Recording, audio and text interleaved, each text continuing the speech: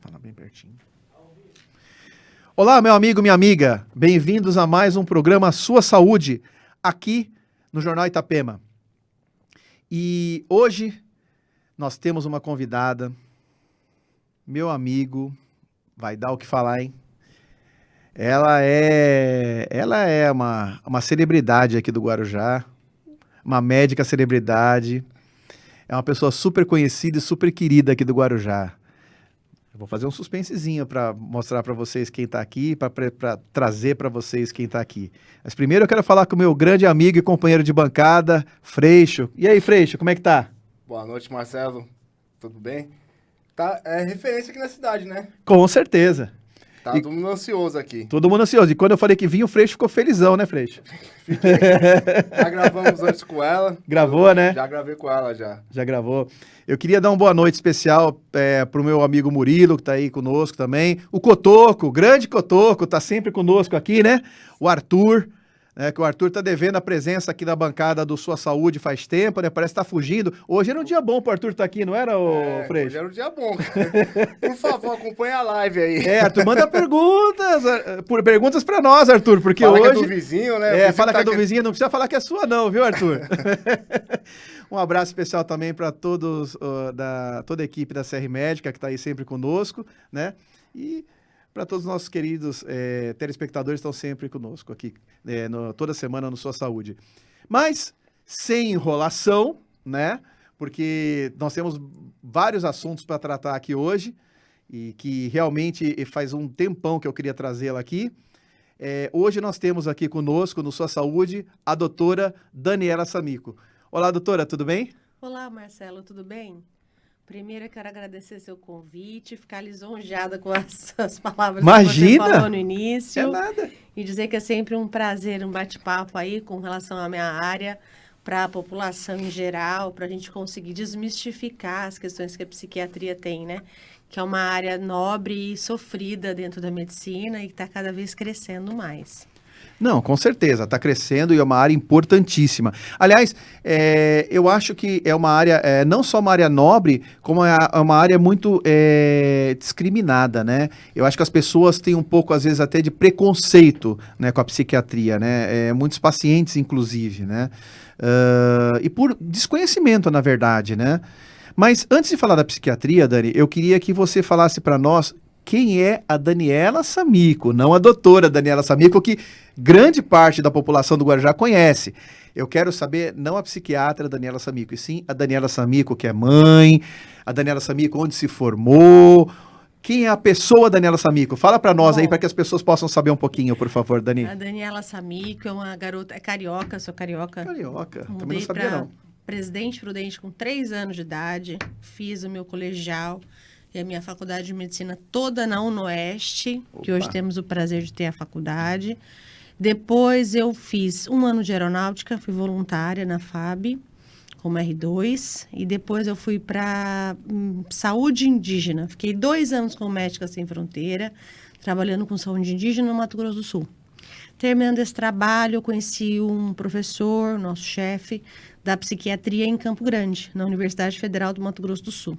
Meu mestre, Dr. Gilberti, eu prestei prova na universidade e fiz o meu curso de especialização todo na UFMS. Entendeu? Eu tive a oportunidade de ter grandes professores, me formei lá e voltei para Presidente Prudente. Aí montei meu consultório lá, que meu pai também era médico, meu irmão também era médico. Só que o consultório é devagar. E eu vim para o Guarujá, conheci o Guarujá, as praias do Guarujá, pérola do Atlântico. Quem não se apaixona, né? Vamos falar real? Conheci a doutora Ilma. Doutora Ilma, então, minha filha, nós estamos precisando de mais psiquiatras aqui, porque eu vou me aposentar. E se você quiser vir trabalhar, as portas estão abertas. Foi aí que eu falei, é mesmo? Ela falou, então eu vou. E aí montei meu consultório aqui em 2003, 2004. Comecei a trabalhar, comecei no CAPS daqui, mais o consultório particular. Fui indo até que estou aqui, até hoje, já se passaram 19 anos. Né? Feliz? Feliz. Amo minha cidade, escolhi aqui para viver. Tive meu filho aqui, minha vida é aqui. E Vamos lá. E a psiquiatria, para mim, é a menina dos meus olhos, meu filho. Com certeza. Eu acho que, com certeza, as pessoas sabem disso, Dani, porque pela sua dedicação, né? E isso reflete pelo carinho que as pessoas, que a cidade, que a população daqui da nossa cidade tem por você, né? Quando você fala em Daniela Samico, Freixo, aqui, né? Você sabe disso. Todo mundo fala com carinho, com admiração, né? E isso é reflexo do teu trabalho, né? Então, uma a área cidade que árdua. é muito árdua. Difícil. Ou se é. Você enfrenta, é uma luta, eu falo que a luta é diária, entendeu? Sim. Mas sim. vale a pena. É uma especialidade. Eu tenho como muito difícil, tanto que eu fiz no 4º ano da faculdade, eu não vi a hora de acabar, porque eu não entendia nada, né? Por isso que eu fui fazer gineco, né? Porque eu não entendia, era uma das coisas que eu não entendia, era psiquiatria, né? Até fora do ar, que eu tava conversando um pouquinho com ela, ela começou a torcer o nariz comigo assim, eu falei, Dani, eu sou gineco, não pega no pé, não. É que são áreas muito diferentes, São né? totalmente. Apesar de que o ginecologista precisa saber um pouco dos quadros depressivos, né? Porque a mulherada dá trabalho, não dá No não, mas pós-parto, com certeza. E aí imagina. a gente encaminha para o psiquiatra, psicólogo, fica tudo certo. Mas vamos lá. Inclusive, falando em psiquiatra e psicólogo, Dani, vamos começar o nosso bate-papo aqui. Diga.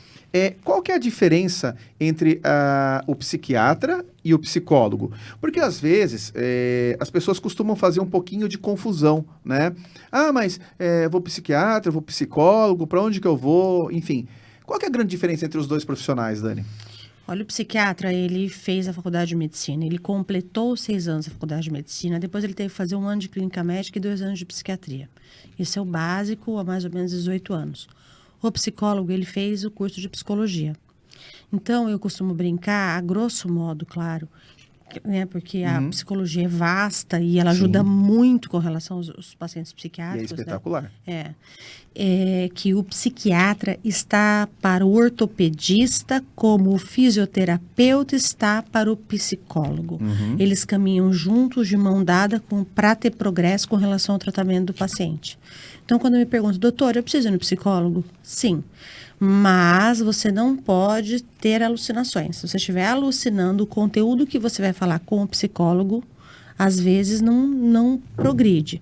É necessário que o paciente esteja lúcido para sentar com o psicólogo e desenvolver. Porque, veja bem, Marcelo, tem situações que a pessoa faz por hábito, né? Tipo? A pessoa tem a grosso modo, uma pessoa tem uma lesão de tendão do pé. Sim. E ela começa a andar mancando, puxando a perna. Quando ela vai no fisioterapeuta, o fisioterapeuta começa a moldar para ela andar mais ou menos ali. A pessoa tem um quadro depressivo. E esse quadro depressivo leva ela a ter hábitos, entendeu? Eu só fico no quarto escuro, eu não gosto de praticar exercício físico, eu não estou gostando de mim. Então, nesse aspecto, o psicólogo ajuda muito a moldar e a melhorar a qualidade de vida do doente. Trabalhando com ele porque ele está no quarto escuro, a forma como ele se alimenta, se ele faz exercício físico, entendeu? E outras questões mais que vale muito a pena com relação à parte da psiquiatria em parceria com a psicologia. Mas são áreas distintas que caminham juntas. Então, se você me pergunta, doutora, quando a gente procura um psiquiatra? Isso. Essa é a grande pergunta. Quando aquela a ansiedade ou o quadro depressivo ou as suas manias com relação às arrumações te levam a sofrimento. Aqueles toques, por exemplo? Eu quero ver tudo organizado. Se eu não tiver tudo organizado, eu posso ter pensamentos que são ruins. Vai acontecer alguma coisa com meu pai, ou vai acontecer alguma coisa com a minha mãe, ou eu vou me contaminar de uma forma muito difícil. O negócio de virar o chinelo da mãe morrer não conta, né? Não conta. Isso então aí tá ainda bom. não. Isso aí você. Tá não, ouvindo se aí, precisar, você vai no psicólogo. Mas se precisar, a gente dá um dólarzinho pra você também, Marcelo. Tá bom. Pois é, então, voltando à minha linha de raciocínio, que agora eu perdi. Desculpa. Depois eu fui Não, os brincar. toques. Então, quando você tem esses pensamentos que saem, eles geram sofrimento, aí tá na hora de você tomar medicação. Entendi. Você tem que procurar tomar medicação, porque realmente existem medicações que conseguem inibir esses pensamentos. E se você falar pra mim, e essas medicações são calmantes? Não são calmantes. São tarja preta? Não são tarja preta. São medicações que alteram os hormônios dentro do cérebro para ajudar você a pensar melhor. Então, eles, de certa forma, clareiam o seu pensamento para você pensar de forma mais leve. Entendi. Entendeu? Então, na verdade, é o seguinte, deve-se procurar o psiquiatra quando a depressão, a ansiedade ou essas manias estão atrapalhando a vida do indivíduo, é isso? Isso. Pra São poder- classificados como transtorno quando geram sofrimento. Fizeram sofrimento, quando já começa a atrapalhar o dia a dia. Porque, na verdade, tudo começa devagarzinho, né? Começa com uma coisinha aqui, outra ali. Porque mania todo mundo tem, né? Tipo assim, aquela coisa de você trancar a porta. Às vezes, não, peraí, será que eu tranquei? Volta. Mas isso é normal. Uma Mas coisa ou outra. Mais de 10 vezes não é normal. Não. Uma maniazinha ou outra todo Tudo mundo bem. tem, né? Mas assim, quando aquilo começa a atrapalhar, aí sim é hora de conversar com o psiquiatra, ver, peraí, doutora, tá acontecendo isso, isso tá me prejudicando, o que a gente pode fazer? É isso, não é, Dani? Exato. Aí começa com medicação. Sim, A psicóloga nesse aspecto é muito importante, porque Sim. muitas coisas você faz por hábito. sim. Então, porque é uma sinergia, né, entre os dois profissionais, né? Entre o Exatamente. psicólogo e o psiquiatra, Isso né? mesmo. Eu acho que, então, mas na medicina é isso, né? As pessoas têm que entender isso. Às vezes, que nem, por exemplo, eu como ginecologista, eu utilizo muito, por exemplo, a ajuda, por exemplo, no nutricionista. Às vezes no fisioterapeuta, né? É fundamental. Por quê? Porque nem sempre a gente consegue resolver, né? E outras especialidades médicas também, né? Agora, eu acho que em boa parte, se me corrija se eu estiver enganado, mas boa parte das vezes o psiquiatra e o psicólogo andam lado a lado com o objetivo de resolver aquele problema do paciente, Sim. né? Sim. Isso aí a gente normalmente um encaminha para o outro Sim. e a gente troca figurinha. Aham. Não, importante. Olha, tá assim, tá assado, vamos Inclusive melhorar sobre a isso, vamos evolução do melhorar paciente, né? isso. Exatamente. Normalmente tem essas Legal. questões que a gente tem que trocar figurinha aí para melhorar. Mas uma mania ou outra não tem problema, né? Não Mas pode ter se passar repetição. mais de 10 vezes, tem problema. Viu, Freixo? Você não pode voltar toda hora, viu? Tadinho do Freixo. E vamos falar um pouquinho sobre... Tem pergunta aí, Freixo? Então, a Genilza Naldo tá participando lá de Puxinana, na Paraíba. Opa! Samara Lavô tá mandando boa noite a todos. Boa Boa noite, noite, Samara. Samara. Cleiton Silva também tá participando. A Alessandra, do Doce Mimos, também tá dando boa noite. Yara Rodrigues e Beatriz Pinheiro estão acompanhando a gente aqui. Opa! Boa noite a todos. Muito obrigado pela audiência aí. E se tiver questões, né, Dani? Por favor. Se alguém tiver alguma questão, alguma dúvida, pode mandar aí pra gente. Legal. Dani, vamos falar um pouquinho sobre depressão? Eu acho que depressão é um quadro que acomete bastante e que você tem um volume significativo, não só no seu consultório, como também se atende na rede pública, salvo engano, né? A psiquiatria atende bastante pacientes depressivos, principalmente depois da Covid, né? Talvez isso aí tenha aumentado bastante essa patologia para vocês. E por que eu quero falar sobre isso? Porque, às vezes, tem familiares, inclusive, que às vezes podem subentender a depressão até daquela pessoa como uma frescura, como uma pessoa mimada, alguma coisa assim, né? E quando, na verdade, é uma doença. E uma doença que pode evoluir até para um quadro fatal, né? Até num suicídio, né? Que a gente pode até falar depois sobre isso também. Mas eu queria que você falasse um pouquinho para nós, explicasse para nós o que é depressão, como você consegue perceber que uma pessoa está começando a ficar depressiva, qual o quadro clínico, sinais, sintomas, e o que você deve fazer? Bom, o quadro depressivo básico, né? A pessoa começa a ter choro, ter angústia, ela vê tudo com muita dificuldade, então é como se o mundo ficasse cinza. Por exemplo, nós vamos à praia, mas vai chover. Vamos comer tal coisa, mas pode estar estragado. Então, os pensamentos começam a ser contra ela, contra alguém com um filho. Os pensamentos, eles são sempre no intuito de deixar a pessoa vulnerável, digamos assim. E isso é uma doença, é uma patologia que precisa de tratamento. Então, tem choro, apatia, desânimo, hipotimia. Vamos lá, Marcelo. Agora, Ela vira uma vítima, vamos dizer. Às vezes, sim. Às vezes ela fica vulnerável. Sim. Sim, mas nem sempre. Às vezes a pessoa também fica agressiva e ataca, sendo que ela pode estar deprimida. Então a gente fica intolerante. Entendi. Tudo é motivo para ter algum tipo de problema e a vida ficar mais difícil. Entendeu? Isso é uma patologia, um quadro depressivo. No pós-Covid, as questões muitas vezes questões financeiras, as perdas familiares que foram importantes, o contexto em si, né, de ter ficado um bom tempo aí dentro de casa, sem saber como é que ia ser, se ia pegar a doença ou não, se não ia. E as pessoas que pegaram Covid, muitas vezes apresentam quadros depressivos e, às vezes, um pouquinho até de choro com um leve déficit de memória. A gente tem percebido isso, entendeu? Do pós-Covid. Entendi. Se o Covid foi grave, pode ter sido até efeitos colaterais de medicações do tratamento do Covid. Ou pode ter sido do próprio vírus, né? A gente não tem essa noção ainda, nós não temos estudos ainda, né? Vai demorar uns 5 a 10 anos para ter essa referência. Muito novo. Mas os quadros depressivos, a princípio, seria isso. Você chora sem motivo, você não come ou você come demais, você dorme muito ou você não dorme, você sempre fica intolerante, tudo é mais difícil. As atividades diárias, que foi o que eu falei, né? São sempre com muito mais dificuldade. Ela se fecha. Ela se fecha, então o mundo fica cinza. Esse é um termo bem, bem clássico. Ela costuma te olhar no olho, a pessoa depressiva?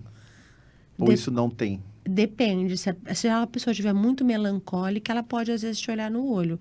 Agora, se ela for intolerante, ela não vai conseguir, às vezes, te encarar.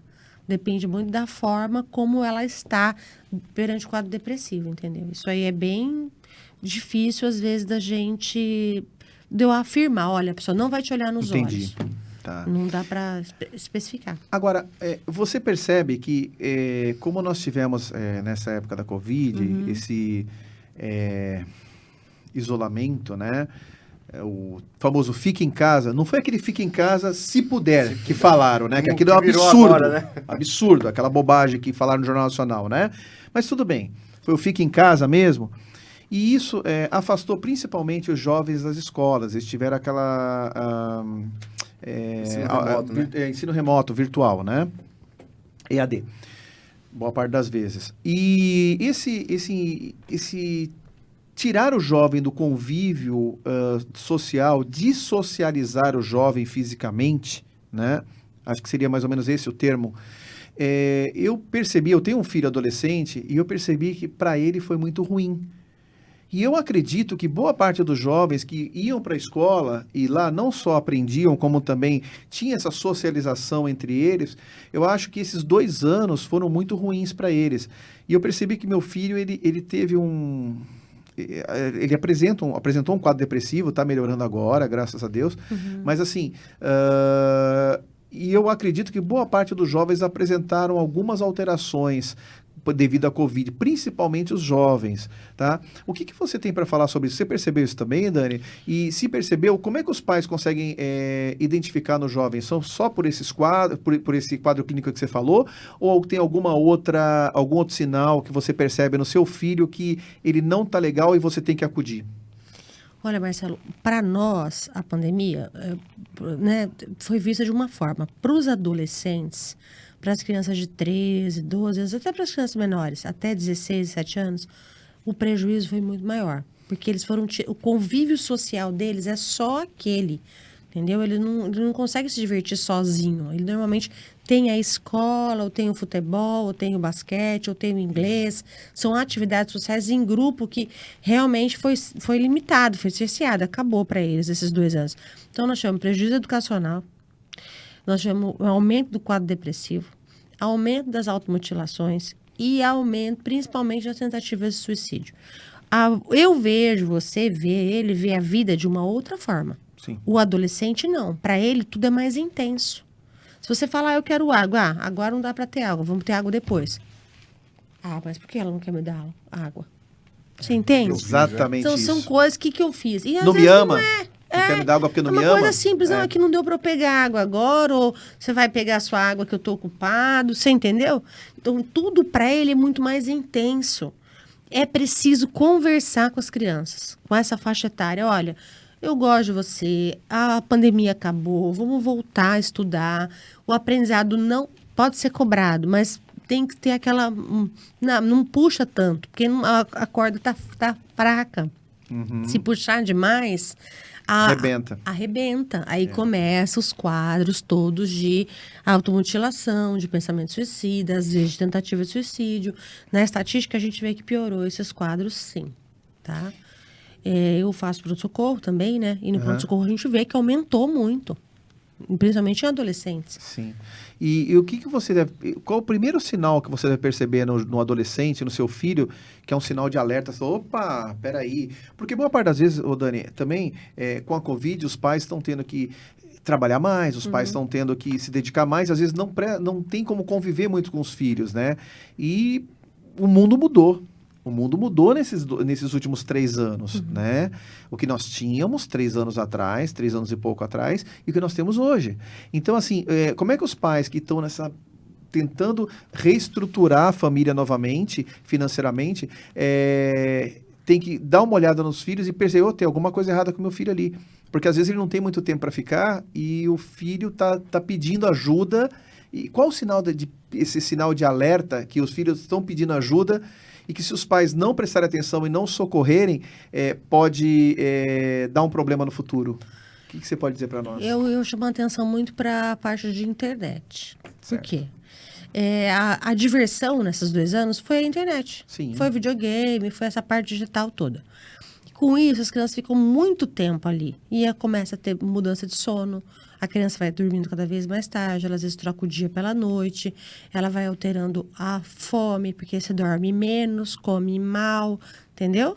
E aí fica desmotivado e fica cansado. E aí começa a ter baixo rendimento. Começa a chorar à toa. Ficar extremamente sensível. Então, a primeira coisa, a criança começou a trocar o dia pela noite. Não dorme mais de dia, não dorme mais de noite, dorme de dia. Já é um sinal. A alimentação. Eu tenho um padrão de alimentação e começa a mudar esse padrão e a pessoa come muito ou come pouco. Quando está ansioso, come demais, ou quando está apático porque dormiu o dia todo, porque trocou o dia pela noite, come menos. Começa a perder peso. O rendimento na escola está tendo interação ou está ficando isolado? Cada vez mais isolado, entendeu? Cada vez mais embotado, digamos assim. A gente usa esse termo, né? Embotado? Embotado. Ou está tendo convívio social normal. Uhum. Quando tem muita dificuldade de ser aceito. Essa questão de aceitação, o adolescente tem muito isso, dele ser aceito pelo grupo. Está tendo muita dificuldade ou está tudo bem? Ou está tudo legal e está sendo aceito numa boa? E quando não aceito, como é que faz? Para ele é tudo muito intenso e aquilo virou o fim do mundo, ou para ele tanto faz? Tá bom, não gosta de mim, o problema é dele. Eu continuo minha vida aqui, estudo, jogo meu futebol, assisto minha TV.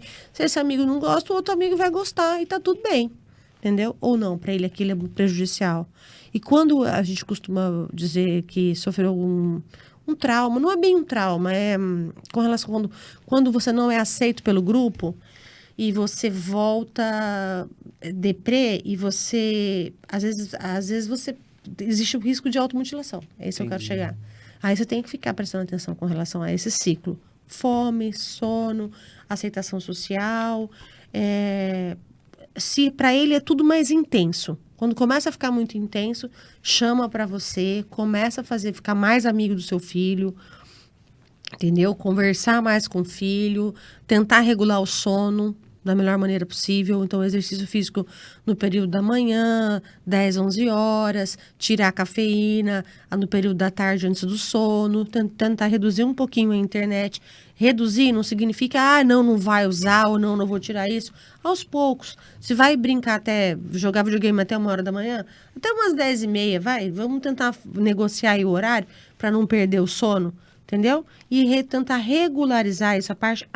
E de preferência, se tiver algum quadro assim, conversar com os professores, para ver se está tendo baixo desenvolvimento dele, né, dentro da escola, se a qualidade do aprendizado caiu. Se não caiu, dá para contornar. Se não, se tiver sofrimento, se tiver, mais melancólico, chorando, vai para o psicólogo. Conversa com o psicólogo, vê qual é a intensidade da situação. Ficou ruim a situação? Leva no psiquiatra. Tem tratamento, vai tomar um remedinho por um período, depois vai ficar bem, vai ter alta, Entendeu? Ainda mais que se muda todo o contexto, né? Se começa a fazer esporte, regulariza o sono, melhora a alimentação, mais fácil vai ser a gente conseguir tirar a medicação e a pessoa ter alta. É só por um período, mas precisa de apoio. Você dá uma clareada. Sim. Sim. Quer falar, Freixo? Ô, Marcelo, a Beatriz Pinheiro tá falando que teve um caso na casa dela. A filha dela, de 11 anos, após pandemia, voltou pra escola e começou a sentir fortes dores no peito. Resumindo, foi pro PS, foi feito um eletro e encaminhada para um cardio, que deu ansiedade na menina. Uhum. E a Cristiane Paris também tá participando aqui da live. Grande Cris. Beijão pra você, Cris. Um abraço pro seu marido. Repasse esse link pra ele. Deixa ele. Tem mais alguém aí, Freixo? Não, por enquanto é só. Ótimo. Dani, vamos falar um pouquinho sobre suicídio, porque eu acho que é o grande problema, o maior problema de um quadro depressivo é ele virar uma bola de neve e acabar até num suicídio, né? Eu acho que pode acontecer isso aí, né, em alguns casos. Eu acho que assim, a depressão, né, se me corrija se eu estiver errado, é uma das portas de entrada, é uma grande porta de entrada, aliás, para um suicídio, né? O que você pode falar para nós a respeito do suicídio, né? Porque ainda é um problema grave aqui no nosso país, né? Eu não sei bem qual que é a faixa etária hoje que está mais acometida com essa questão do suicídio. Se são os jovens, se são as pessoas de meia idade ou os mais idosos, enfim. Mas e qual que é o fator mais preponderante que desencadeia o suicídio? É mesmo a depressão ou algum outro fator? E como que a gente percebe que aquela pessoa realmente está tendendo ao suicídio, Dani? Olha, Marcelo, é um tema bem complexo, Sim, né? amplo. Suicídio é um tema delicado, até a Associação Brasileira de Psiquiatria fez até uma campanha para a gente falar sobre suicídio e tal, e é bem interessante com relação a isso. Mas a gente tem que focar no seguinte, as mulheres tentam mais suicídio e os homens tentam menos e conseguem mais. Então, eles têm mais êxito. Normalmente, a faixa etária é homem de meia idade, entre 40 e 50 anos, mais ou menos, tá certo? Agora, tem que ver é importante a gente ver o estudo da pessoa com relação a outros casos de tentativa de suicídio e consequentemente, suicídio na família. Tem que ter isso aí para... Teve algum quadro assim, tem que investigar. Tem alguém que já se matou? Aconteceu alguma coisa? Teve outras tentativas? Quem tentou? Entendeu? E teve algum tipo de pensamento assim, ideação assim, tem que procurar ajuda. Isso tem que ir ao médico, tem que ir para o pronto-socorro, tem que ir para o psiquiatra, tem que ir para o CAPS, para o NASP, para onde tiver, para poder ter apoio. Se teve algum pensamento de autodestruição. Isso é fato. Então, a gente tem maior tentativa de mulheres e homens com mais êxito. Teve algum quadro assim, precisa procurar ajuda. Com medicação. Pronto. E é com medicação. Com medicação. Suicídio não tem jeito ser só não tem. Psicólogo, tem que ir para o psiquiatra, Tem porque pro é psiquiatra. necessário medicar. Sim. Isso é uma coisa importante também a gente deixar aqui, que eu acho que não foi falado ainda, é o seguinte. Por exemplo, quem medica é só o psiquiatra, o psicólogo não medica. Para você prescrever uma medicação no Brasil, você tem que Tem ser que ser médico. Exatamente. Não, isso a gente tem que deixar claro, né, Dani? Então, o psiquiatra, ele é médico, Sim. ele vai prescrever uma medicação, tá bom? Esse é um diferencial importante, que eu acho que é legal da gente passar também, né? Uhum. E no caso, por exemplo, do suicídio, por isso tem que passar num psiquiatra, né? Pode depois até acompanhar também com psicólogo, mas primeiro tem que medicar e estabilizar, não é isso? Exatamente. Né? Não, junto ele pode passar. Se tiver tipo de ideação suicida, para trabalhar esse contexto que ele está vendo até onde ele pensou em autodestruição, é interessante ele ir no psicólogo. Mas ele tem que ir ao médico, ele tem que tomar a medicação. Certo. Tá? E realmente tem que pensar, olha, se tem outras pessoas, eu sou casada com um rapaz, pronto. E na família dele, outras pessoas já tentaram suicídio, teve êxito com relação ao suicídio, e esse rapaz começa a ter esse tipo de pensamento, eu tenho que procurar um sistema de saúde. E normalmente a pessoa que está em volta é que vê e percebe que o outro está tendo esse tipo de pensamento. A pessoa que está tendo este pensamento é mais difícil de pedir ajuda. Certo. Ela não consegue, às vezes, perceber que o nível tá, né? Ela entra naquele sofrimento e fica difícil dele pedir ajuda. Um ou outro que consegue, olha, eu preciso de ajuda porque eu tô pensando em... Né? Quem tá do lado é que vê tem que pedir ajuda. Entendi. Além da medicação, Dani, existe alguma outra forma de prevenção do que a pessoa cometa um suicídio? Sim, tem. Não é só. É hábitos. Hábitos. Então, você só ficar vendo filmes ruins, você só se alimentar de conteúdo na internet, porque isso é fato, de conteúdos de autodestruição, de conteúdos, filme de terror e séries de serial killer, e você já tem esse fator genético de autodestruição, entendeu? Você começa a ter pensamentos ruins. Então, pensamentos bons geram atitudes boas que geram um bom contexto de vida. Pensamentos ruins geram atitudes ruins que levam você a sofrimento e, às vezes, até autodestruição. Mas isso é genético, tá bom? Isso fique claro. Por isso que tem o suicídio na família. Algumas situações que estão relacionadas à situação de trabalho, de contexto familiar, etc., é que podem levar pacientes a terem esse tipo de pensamento. São pontuais. São pontuais. Normalmente tem alguém lá, mas na minha família não tem ninguém. Vai lá ver se não tem mesmo. É difícil não ter. Entendi. Bacana, eu não sabia que era genético. E a religiosidade, quanto que ajuda nisso aí? Para psiquiatria é difícil essa pergunta. Eu tinha que colocar essa pergunta, Freixo, não tem jeito. A religião, nesse aspecto, protege. Protege, né? Protege. Porque a pessoa está vivendo um meio social, com determinada crença religiosa. E a crença religiosa, independente de qualquer religião, ela gera sentimentos bons, muitas vezes, E amparo, né? E amparo. Então, e você tem um líder que você segue. Exato. Então, esse líder, muitas vezes, se você realmente é religioso, você às vezes conversa com esse líder. E aí, esse líder pode ajudar você, muitas vezes, nesse tipo de pensamento. A você procurar ajuda, você prevenir esses pensamentos, entendeu? Então, a religião ajuda muito, Marcelo. Então, isso é importante deixar esse ponto também, né? Porque não é só família, acho que é um contexto, né? A família, aí entra na questão do suicídio, né? A família, a religiosidade, mudança de hábitos, o psiquiatra, o psicólogo. Então, são várias pessoas tentando, um ajudar, conjunto, sim. né? Multidisciplinar para tentar ajudar a evitar essa catástrofe, né? Porque quando você fala em psiquiatra e psicólogo, assim, você limita uma coisa muito ortodoxa. Sim. E aí você fala do contexto religioso, mas tem gente que não acredita, tem gente que acredita, entendeu? Mas eu acho fundamental. Principalmente no caso de depressão é fundamental. E no caso do suicídio, principalmente, é fundamental.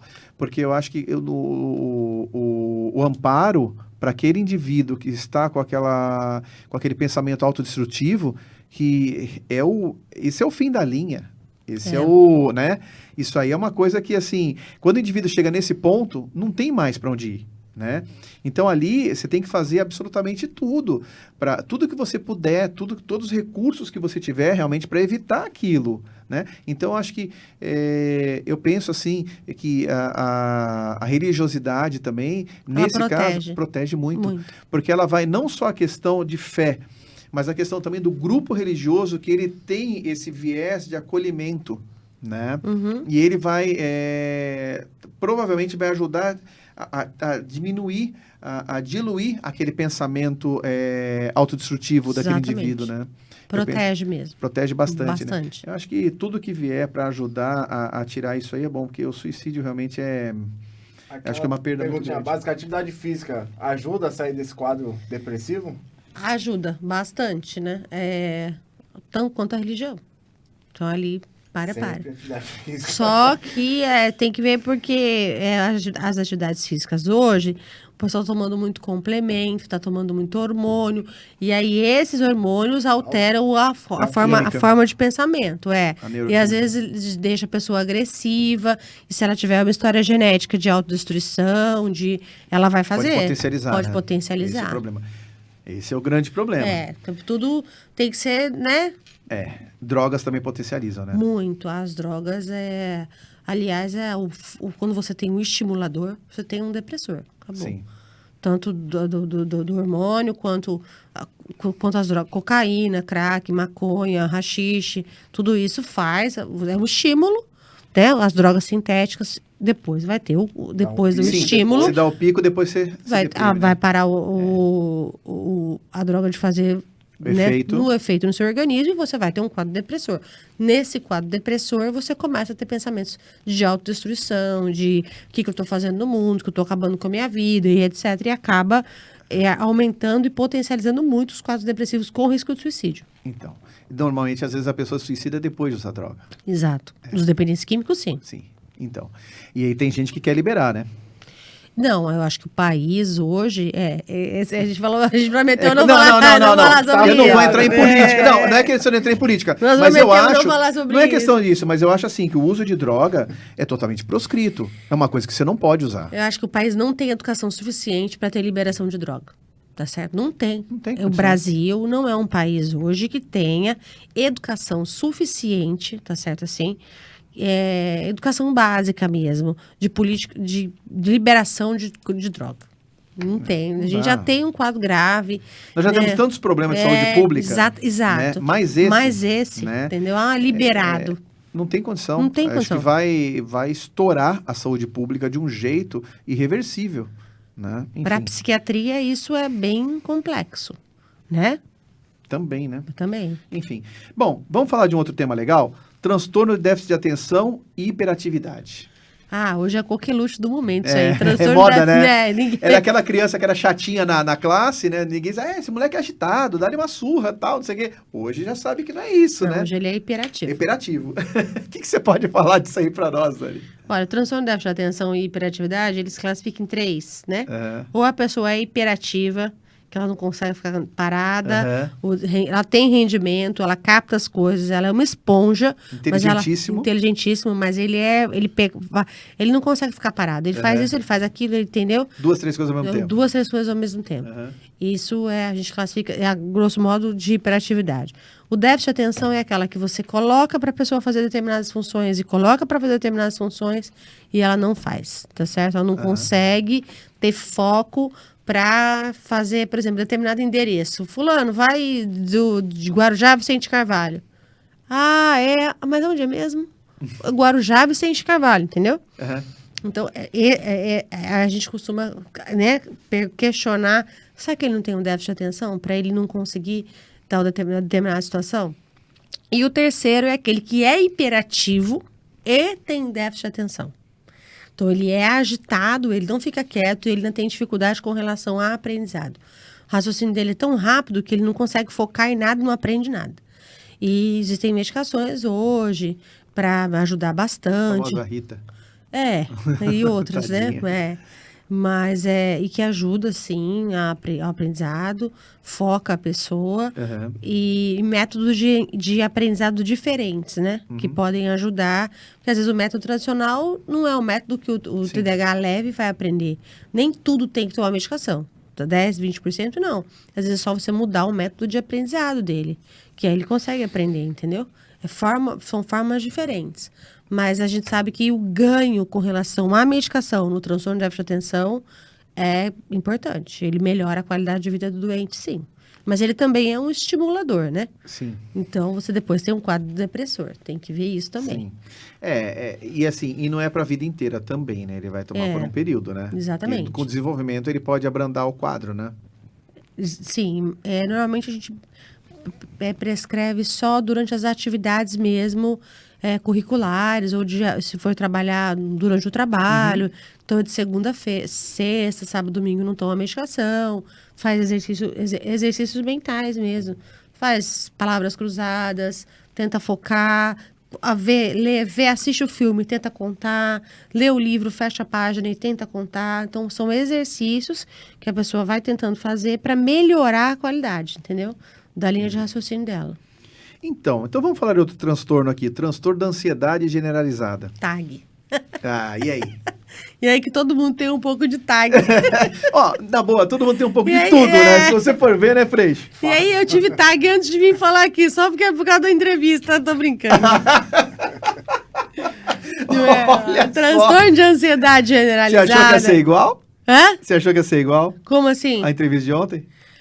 Olha, Marcelo, vamos voltar ao TAG. Sem entrar em detalhes. O transtorno de ansiedade generalizada é uma doença, tá certo?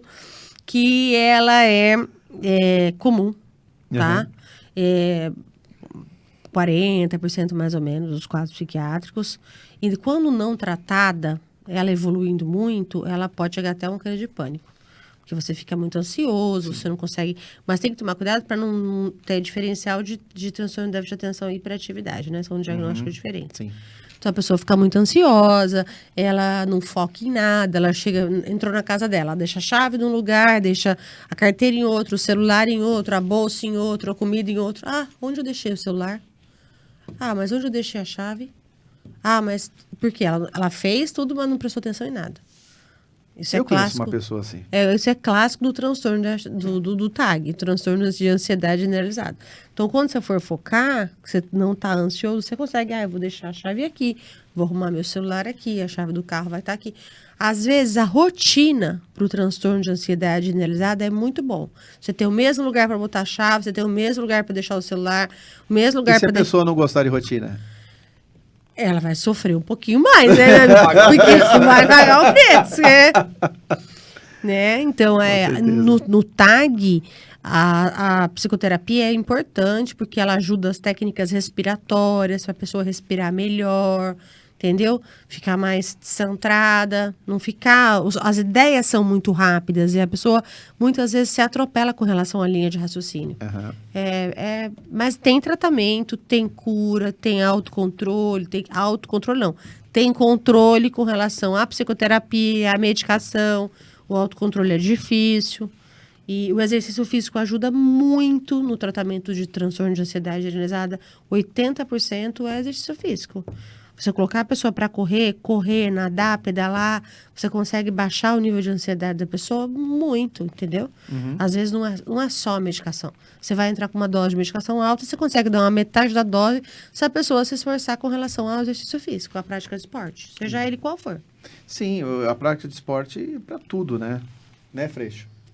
Bora treinar. Tem alguma... Ó, até uma Santos tá falando que ela tem depressão há anos e trata com remédio, só que não tem médico há meses. E a receita ela só pega a cada 3 meses. Aí falou sobre a relação. O irmão dela se jogou do 5º andar do Hospital Santa Amaro, naquela parte do antecedente. Ela tá falando que se não fosse Deus, não estaria aqui. Que entra aquela relação que a gente tava falando sobre religião.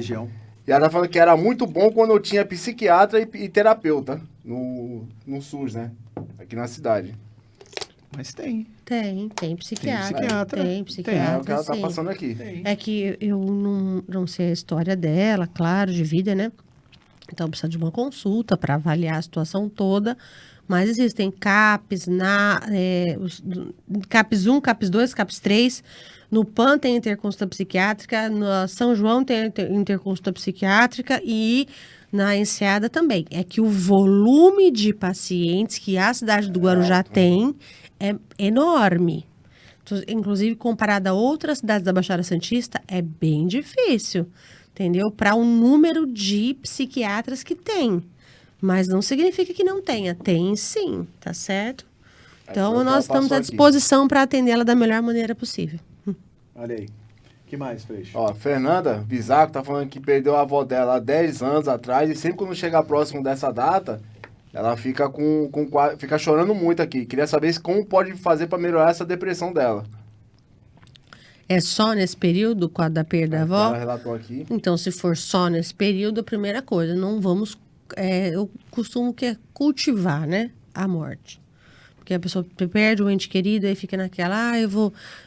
10 anos, é 11 anos. Chegou naquela data, independente da sua religião, se você for católica, se você for espírita, se você for evangélico, faça a sua oração da melhor maneira possível e tenha um dia leve. Tente programas leves. Vá à praia, vá ao cinema. Se for trabalhar, trabalhe de uma forma leve.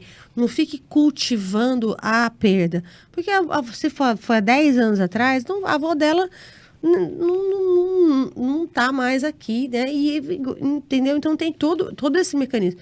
Atitudes depressivas geram pensamentos depressivos. Atitudes positivas geram pensamentos positivos. Ó, até uma Santos falou que ela se trata no CAPS 2 e só tem um médico lá. Ainda bem que tem médico, né? Ainda bem que tem médico e a demanda lá é grande mesmo, tá certo? Porque se trata lá. E realmente É porque a psiquiatria em si é uma área muito discriminada. Então, às Eu vezes, falei é no muito começo. difícil ser psiquiatra nesse Falar de país. saúde mental ainda Entendeu? é tabu, Sim. né? Se for parar pra ver. É, entendeu? Então é difícil mesmo, né? E às vezes não é nada disso. Ir ao psiquiatra é como ir ao cardiologista, é como ir ao ginecologista, é como ir ao dentista, é como ir a qualquer outra área da medicina. Porque é discriminada porque boa parte das vezes o pessoal pensa o seguinte, né, Dani? Ah, vai na psiquiatra Sou doido. porque é louco, né, Freixo? Doido. É esquizofrênico, né? E, na verdade, eu acho que a menor, quase, não sei se é a menor, aí você vai poder me corrigir. A gente pode até falar um pouquinho de esquizofrenia também, agora, né? Acho que uma pequena parte dos pacientes que vocês atendem são esquizofrênicos. 5% só. 5% são esquizofrênicos. 90%, 95% Então, são outras patologias. São os sim, quadros ansiosos, são os quadros depressivos, é a pessoa que sofreu um assalto, que a gente chama de transtorno de estresse pós-trauma, ou essa menininha que perdeu a avó, que de certa forma pode ser um quadro depressivo recorrente, ou pode ser também um transtorno de estresse pós-trauma. Perdeu a avó e começou a ficar melancólica depois. Esses quadros mais leves é que é 90% do meu consultório. 5% só é que são as patologias mais... a esquizofrenia, digamos assim, que o pessoal tem muito medo, né? Acho que a psiquiatria em si, eu acho que o medo não é o medo, assim, é de perder a lucidez. Normalmente a pessoa não tem medo da morte, a pessoa tem medo de perder a lucidez. Exatamente. E aí, quando ela vê o psiquiatra, de certa forma, é um enfrentamento, entendeu? Exato. Ó, tô indo lá porque eu tô louco, eu tô ficando louco. E aí ela julga o outro é doido. Ela não, ela é normal, entendeu? Tem muito isso. São, né? Eu acho que tem 2 médicos que o pessoal tem medo, viu, Freixo? É o psiquiatra e quando o homem vai no urologista fazer exame de toque, né? Não conta pra ninguém, né? O problema é querer ter a segunda opinião, né? Isso aí é duro, né, Freixo? Difícil. Que nem um amigo nosso, né, que foi e pediu a segunda opinião, né? Ó, Bom, vamos lá. deixa eu dar uma dúvida Brincadeiras aqui à parte. De um amigo meu aqui. A cara dela. O que falar na primeira consulta? Toda a sua história de vida. Tudo o que aconteceu com você. Por que você chegou ali? Qual foi o motivo que te levou no psiquiatra? É que você não pode chegar lá com vergonha de falar, né? Não tem que chegar lá e falar. Por que você veio aqui? O que tá te angustiando? Mas de preferência, toda a sua história de vida. Ó, tal ano eu tive isso, tal ano eu fiz aquilo. Em detalhes, né? De tentar com detalhes. É que às vezes é tão sofrido que as pessoas têm dificuldade de falar, né? Ela Para não poder quer, né? chegar àquilo. Porque também Porque falar, aquilo dói, né, pra ela. Dói, gera sofrimento. Mas chegou na consulta, por que foi ali? É igual a qualquer outro médico. Quando vai no ginecologista, por que você foi no ginecologista? Tá grávida, não tá? É igual, é a mesma coisa, ninguém morde. A gente só tem cara feia, mas não olha. E no meu caso, no dela não. No meu também. No meu caso, né? Bom, tem mais alguma pergunta aí, Freixo? Não, por enquanto é esse. Não, isso aí? Beleza. Dani, vamos falar um pouquinho sobre autismo? O que você acha? Autismo, aumentou muito o número de autistas, né? E a gente não sabe exatamente a princípio, né? Não é que aumentou o espectro. Então, hoje, antigamente, autismo eram determinados pacientes. Sim, com características específicas, níveis, né? Sim. Específicas. Hoje, não. Aumentou-se o leque, né? De diagnóstico, entendeu? Então, por exemplo, como se fosse fazer autismo leve, os Aspergers, que são autismos com algum tipo de, digamos, de dom, né? Que é muito interessante isso. Então, aumentou o número. Não é que meio aumentou, mas a classificação é que mudou com relação aos quadros de autismo.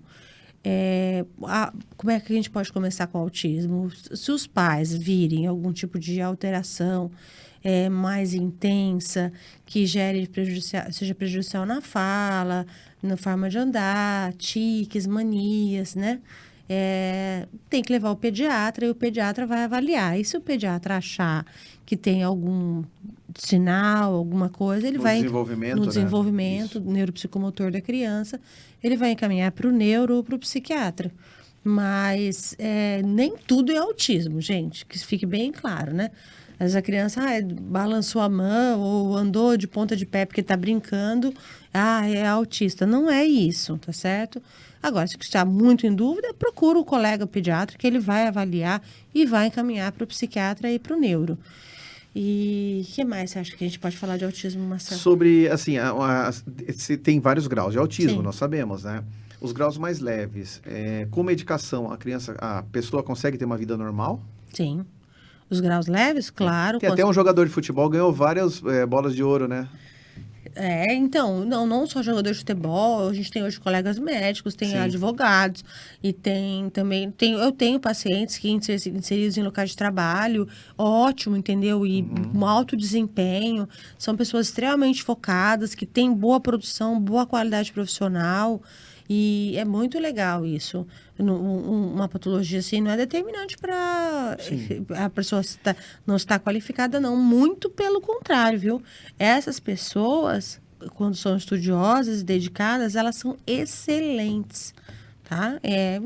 Então, mas é isso que eu queria deixar claro, entendeu, Dani? Porque às vezes, assim, você tem os pais que o filho tem um diagnóstico de autismo, mesmo por um grau leve, e às vezes acham que aquilo é o fim do mundo no começo, parece que é uma sentença, não é uma sentença, muito pelo contrário. Muito pelo contrário. Não? Agora, só que precisa de estímulo, né? Sim. É igual, eu tive dificuldade com a escrita, então eu vou ter maior estímulo, eu vou fazer caligrafia, eu vou tentar ter uma professora auxiliar, entendeu? Para poder ter estímulo para conseguir fazer com que a pessoa viva bem em sociedade e tenha todo o desenvolvimento neuropsicomotor o máximo de normal possível.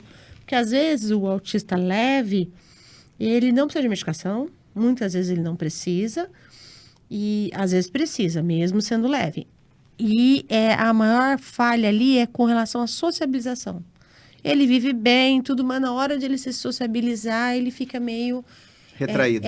Entendeu? Então, com a psicoterapia, consegue que ele fique mais desenvolto para os ambientes de trabalho, entendeu?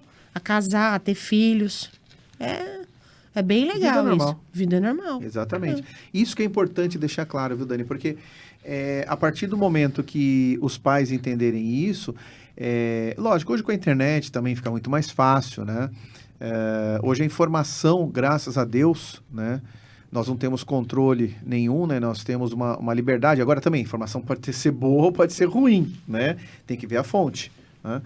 Mas a informação boa, de qualidade, e por isso que nós estamos aqui também hoje, né, tentando trazer a melhor informação, por isso que nós fazemos toda semana o programa, né, sempre procuro trazer um profissional diferente, de uma especialidade diferente, para poder trazer informação de qualidade, para que as pessoas possam realmente se cuidar mais, ter uma orientação boa, saber o que fazer se tiver um problema, né, enfim, e é para isso que a gente está aqui. O médico está aqui não só, né, eu acredito, né, para tratar, e para fazer a prevenção, mas também para informar, para orientar, né? E muitas vezes nós não conseguimos fazer isso no consultório, na consulta, né? Ou no serviço público.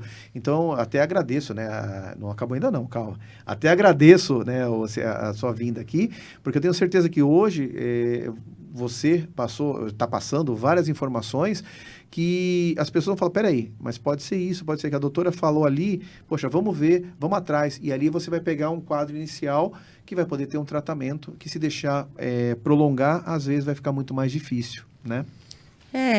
Eu venho de uma escola, meu pai era médico, meu irmão era Você falou, médico, era oftalmo, os meus né? primos eram médicos, são médicos ainda.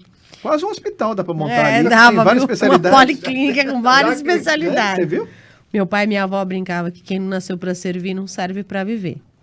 Então, eu acho que o médico em si, ele tem essa questão dele informar, Sim, né, a população da melhor maneira possível, na área dele, e tentar fazer parcerias e aprender com as outras áreas para tentar realmente ajudar da maneira como ele pode, entendeu? E eu acho interessante, sim, porque a minha área é um tabu muito grande. Pô. As pessoas veem psiquiatras, né? Primeira coisa que eles perguntaram, e o esquizofrênico? Não é assim.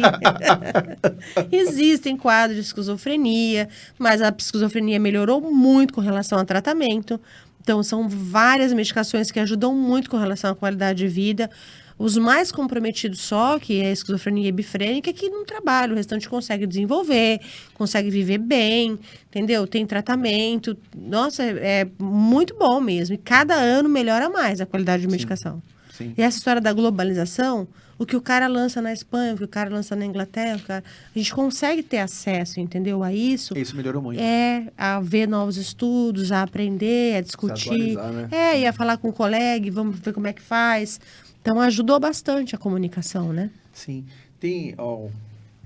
Não. Eu quero voltar num tema aqui, Dani, que eu acho que era importante, porque o psiquiatra trata também, trata bastante E eu acho que é um tema que hoje, na nossa sociedade, é um tema muito sensível. E as famílias que sofrem com alguma pessoa com esse problema, ele é um problema que ele não vai envolver só a pessoa, ele vai envolver a família como um todo, que é a dependência química. E o psiquiatra é o médico especialista que vai tratar do dependente químico, correto? Sim. Então, Dani, como é que vocês procedem com o dependente químico hoje, né? A gente pode até fazer uma passagem por várias drogas, né? Como é que a gente consegue proceder para tentar tirar aquele indivíduo das drogas, a taxa de recorrência, enfim. Como seria isso, a questão das drogas, Dani? Porque para mim, eu vou te dizer, é uma coisa assim que para mim não dá, tá? As drogas, realmente, essa história não adianta querer liberar, o Brasil não tem maturidade. Para mim, não existe maturidade ou não maturidade. Eu acho que droga é um problema muito sério. E como o cigarro também é um problema muito sério, né? Porque você não vê um benefício, tá? Lógico, a maconha tem alguns benefícios, mas quando usada de forma medicinal, mas não como usada como droga. Nós sabemos, inclusive, que ela dá dano neurológico, Sim. em cadeias de neurônios, Sim. né? Então, assim, tanto o tabagismo como as drogas, maconha, cocaína, LSD, as drogas químicas, enfim, são realmente, para mim, não existe um espaço para elas, nem legal, nem ilegal, né? Também. Então, eu queria que você, por favor, explanasse para nós que você, como psiquiatra, tem uma larga experiência no tratamento desses pacientes. Então, por gentileza, o que você pode falar para nós sobre a questão da dependência química? Olha, a dependência química é um problema grave que a gente tem a nível mundial, né? Uhum. Mas eu acho que no Brasil a coisa está ficando pior. Aqui no Guarujá sempre teve esse problema. Então, o prejuízo mental do dependente químico é gravíssimo e, do meu ponto de vista, quando a coisa perde o controle, o paciente tem que ser internado. Ele tem que ser retirado da sociedade, tá certo? Assim, por meses, tá certo? Para evitar o tipo de consumo que tenha recaída. Esse é o meu ponto de vista. Não, claro, claro. Principalmente as drogas mais pesadas. Agora, você chega e fala assim, mas eu só uso maconha, né? Uhum. Mas e a maconha? Que maconha é essa que você usa que é só maconha? É só maconha mesmo? Ela traz um quadro alucinatório? Esse quadro alucinatório que você usa dá um dano cerebral? Dá um dano cerebral que seja dificuldade, você tenha dificuldade em linha de raciocínio, inclusive para você manter o seu tipo o seu diálogo, Convívio. a sua conversa. Uhum. Tudo isso é questionado. Até onde, por isso que eu falo que o Brasil não tem educação para isso, até onde aquilo é um uso recreativo e até para ser apesar de que droga igual não tem como ser recreativo, do meu ponto de vista não tem como ser recreativo, mas as discussões hoje são todas com relação a isso. Até onde aquilo é recreativo, até onde aquilo é totalmente prejudicial, entendeu? Que você pode, se a pessoa tiver um esquizofrênico na família e você usar maconha ou qualquer outro tipo de substância que possa trazer um quadro alucinógeno, você aflora aquela patologia. Entendeu? Dentro do seu cérebro é como uma luz apagada. Você vai, usa qualquer tipo de entorpecente que traga um quadro alucinatório, você vai começar a alucinar. Você vai começar a ter pensamento delirante e vai, sim, precisar de uma internação. Então, é grave, é prejudicial. As drogas estão cada vez mais pesadas, tá? Ninguém sabe a procedência, não existe o uso recreativo. E, do meu ponto de vista, fui lá no consultório, tá usando droga tal. Podemos entrar com uma medicação antidepressiva, podemos entrar com medicação que diminua o consumo, que ajude bastante com relação à compulsão, dependendo da patologia, mas se continuar, do meu ponto de vista, a pessoa tem que ser internada, tem que ficar um período longe da sociedade, sem ser exposta àquela substância, porque afinal ela tem um quadro de dependência e o cérebro dela trai ela. Eu não vou usar, eu não vou usar, eu não vou usar. De repente a pessoa se pega usando. Ela fala aquilo porque o neurônio dentro da cabeça dela tá, a grosso modo, tá ligado à droga. Então, ele começa a pedir de forma quase que que a pessoa use. E quando ela vê, ela larga tudo e ela volta a usar. Aí tem todo um prejuízo de pensamento, cognitivo, que a gente chama, para a pessoa, um déficit no trabalho, déficit na família, destrói a vida da pessoa aquilo. Então, do meu ponto de vista, os quadros mais graves devem ser internados.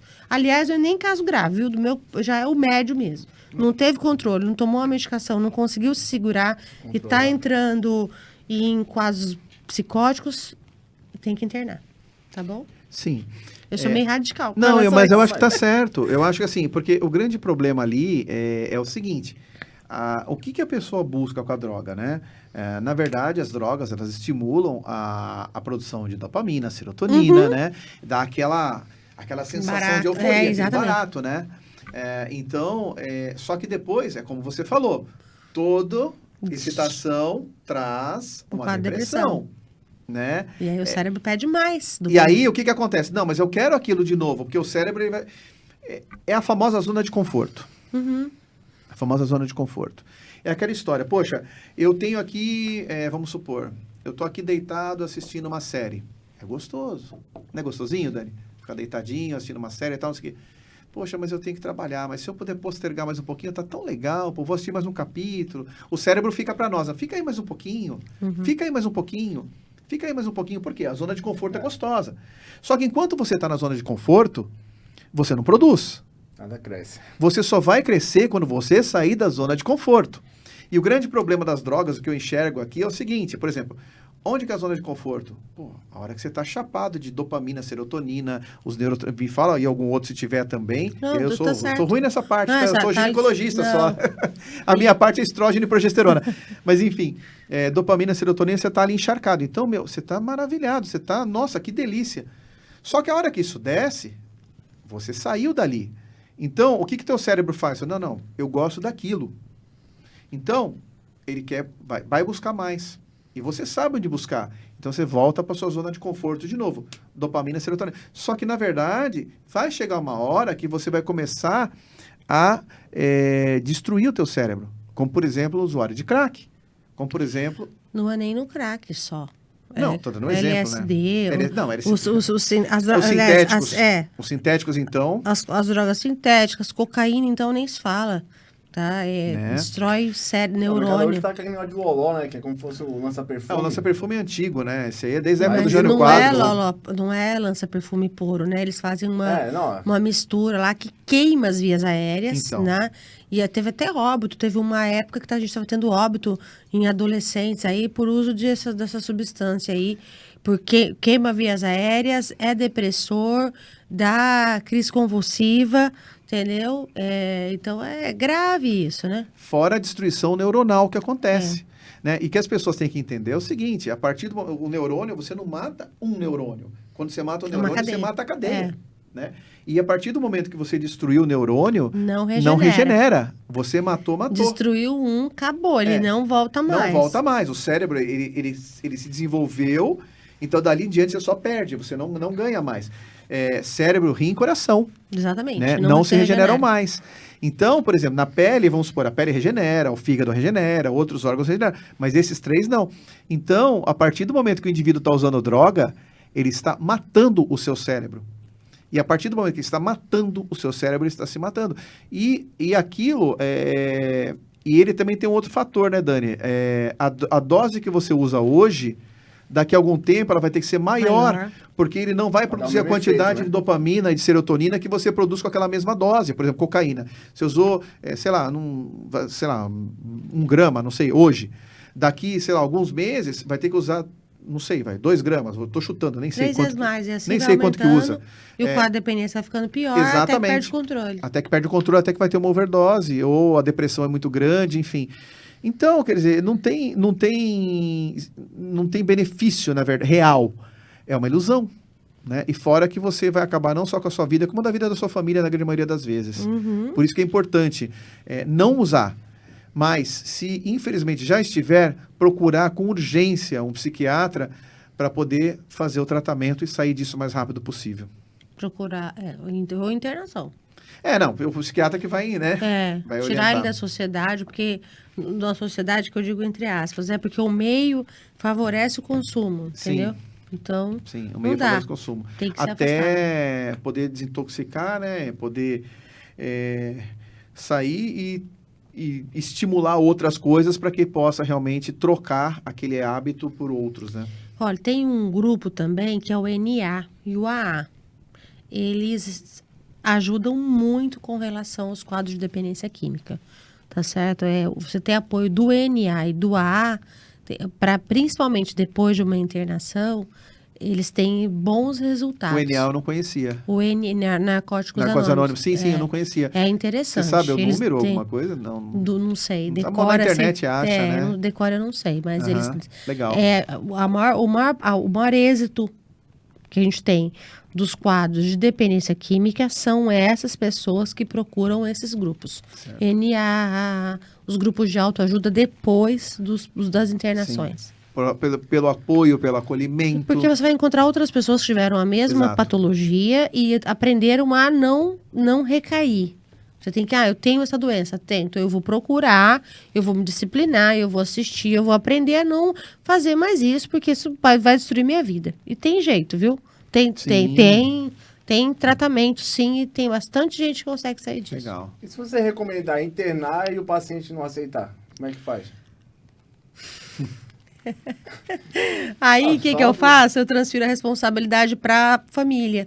Porque a pessoa, normalmente, ela não está lúcida para ter discernimento se ela vai ser internada ou não. Se ela é um dependente químico, então você já olha o nome, dependência de determinada substância. A pessoa pede aquilo, o cérebro dela pede aquilo para viver. Então ela não está vendo a vida com clareza, porque ela só vê o consumo. E aí normalmente ele vem acompanhado de alguém da família, ou da esposa, ou de um pai, ou de uma mãe. Então você transfere a responsabilidade. A minha função como médica é, no momento, lhe internar e procurar os melhores meios para lhe tratar. Com medicação, para ele aliviar seu sofrimento na base no período de abstinência, mas a princípio o êxito que a gente consegue ter é que você seja retirado da sociedade, porque você está cada vez buscando mais droga. O dependente químico pode infartar. E aí, se eu não indico para ele a possível internação, transferindo a responsabilidade para a família, porque se ele não tem condição, alguém vai ter que responder por ele. E se ele infarta e morre, como é que eu faço? Exato. Não é verdade? O prejuízo é muito maior. Fora quando não morre, mas fica com uma lesão cardíaca, pro resto da vida, entendeu? Então, é complicado. Você tem que ter parceria aí. A família tem que dar apoio. Até uma coisa aqui, vai na compulsória. Internação compulsória, gente, não é tão simples. Porque a pessoa vai ser internada sem querer. Apesar de que é difícil a pessoa querer, né? Mas ela vai ser internada sem querer, na marra. E depois, quando ela sai? Porque uma hora ela vai sair. Se ela não consegue ter a noção de que ela tem uma doença grave, que ela precisa de apoio, precisa de medicação, quando é compulsório que ela vai sair, ela vai voltar a usar. Primeira coisa que faz a é pessoa procurar. tem que querer, a gente tem que conseguir a conscientização. Aí o psicólogo, o psiquiatra, o assistente social, a equipe multidisciplinar, ela é fundamental para conseguir transferir a responsabilidade para o doente falar, não, eu quero sair disso. Entendeu? Compulsório, tudo bem, mas não é o melhor caminho. Freixo, mais alguma coisa? Não, só o Beto Costa que está participando aqui, dando boa noite a todos. Ô, Beto, Boa boa noite. noite. E o Ney da creche. Ah, Ele tá dando Ney. Parabéns pelo programa. Obrigada. Valeu, Ney. Ney. Obrigadão. Você mais algum recado, Não. Freixo? Não? Só. Dani, passamos de 1 hora, mas foi assim, né? Que nem Tem que ter disse. outro, né? Oi? Tem que- Não, com certeza. Aí eu até já vou deixar o convite para outro para você. Espero que você possa vir mais vezes aqui com a gente. Porque tem muito mais coisas pra gente conversar, né, Dani? Olha, Marcelo, obrigada pelo convite. Realmente os temas são bem polêmicos, né? E psiquiatria, medicina em si, né? A gente precisa estudar muito, precisa e aprender a desenvolver a melhor maneira possível para ajudar o paciente. Então, e a minha área agora, graças a Deus, está sendo desmistificada, se Deus Opa. quiser, porque a psiquiatria, psicofobia é crime, viu? Então, vocês têm que ter respeito pelos meus pacientes psiquiátricos, tá bom? Com certeza. Agora, Dani, peraí. Não acabou, não. Fazer que nem o presidente no Jornal Nacional, não. Já acabou? Dani, Quem quiser passar com a doutora Daniela Samir, peraí, no particular, no consultório, aliás, perdão, ou na rede pública, onde que a doutora atende? Olha, eu tenho um consultório particular, fica na Arthur da Costa Filho, no edifício Tainá, 4º andar, sala 44. Telefone? 33559630. Fala de o novo pessoal, pra gente. 33559630. Não tem o Harry Potter? Não tem a plataforma 44? Tem. O pessoal brinca, nós vamos lá na sala 44. Ah, tá, boa. Aí ninguém esquece mais. Lá perto do Vila Souza, né, pra ficar fácil do pessoal Todo entender, mundo. né? Tinha uma história aqui também de um prédio que tinha uma sala 44 aqui na cidade, do 4º andar. Não sei disso não. Todo mundo brinca com isso, toda hora. Não, mas o Harry Potter foi legal. Aquele prédio bonito perto do Vila Souza, não é isso? Legal. É lá no 4º andar. E na rede pública, eu sou concursada do município e eu faço as interconsultas psiquiátricas. Então, os pacientes graves, que hoje está internado no pronto-socorro, eu vou lá e dou o atendimento dos pacientes graves. Certo. Tá? São essas interconsultas. Que mais? A princípio é isso. Eu não estou no CAPS, eu não estou nos CAPs, porque já tem colega no CAPS, Sim. não está faltando. É que realmente o volume, gente, muito grande, né? é grande, entendeu? Pra tudo, viu, Dani? Pra tudo. Pra ginecologia, pra cardio, pra cirurgia, pra tudo. Enfim.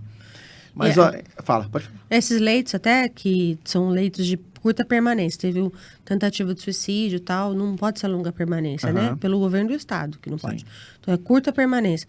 A gente achou até que não teria tanta demanda, e tem muita demanda, então tem acolhimento sim, tá bom? Nos prontos-socorros para os casos mais graves. Aí eles são referenciados para os CAPs, e tem assistente social, tem psicólogo, tem equipe multidisciplinar que encaminha, encaixa e dá suporte aí para os casos de leves a moderados, tá? Legal. Dani, eu só tenho que agradecer. Eu já vou até deixar um convite para um próximo programa, porque dá para a gente fazer mais que um. Ser Marcelo, sensacional. eu agradeço. Os temas são polêmicos, mas são interessantes e a sua entrevista ficou leve, porque às vezes a gente fica ansiosa e se enrola, mas foi tranquila. Ela estava com transtorno de ansiedade generalizada. Tag. Eu depois vou recomendar uma Vou falar psiquiatra aqui, que atende ali opa! perto na Arthur Costa Filho para você, viu? Tá certo. Eu tenho só que agradecer e já deixo aqui o convite para outro programa, porque com Obrigada. certeza você vai precisar vir, né? E assim, porque tem muitas coisas, tem muitas dúvidas do pessoal, e eu acho assim, Dani, que todos os temas de medicina são muito válidos, e aquilo que eu falei, as pessoas têm que ouvir de nós, profissionais de saúde, tá? Ao invés de pesquisar no Dr. Google, porque o Dr. Google é muito bom, mas pode ser muito ruim. E se pegar de uma fonte ruim, acaba tendo mais problemas do que resolvendo o problema dela, né? Então nós estamos aqui para isso, e para isso que esse programa existe semanalmente, né?